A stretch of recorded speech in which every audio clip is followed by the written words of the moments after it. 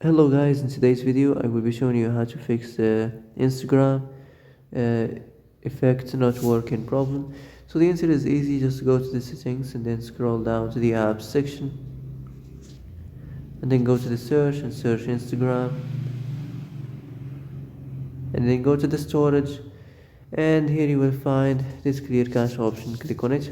Now you can go check it if it worked, and if it didn't you can try to restart your phone or turn the Wi-Fi off and on, or the Bluetooth or the airplane mode.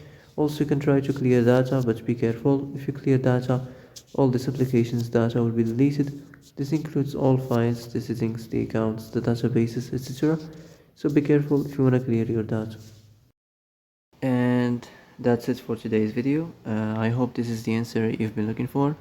If you like this video, don't forget to like and subscribe, and see you in the next video. Thanks for watching.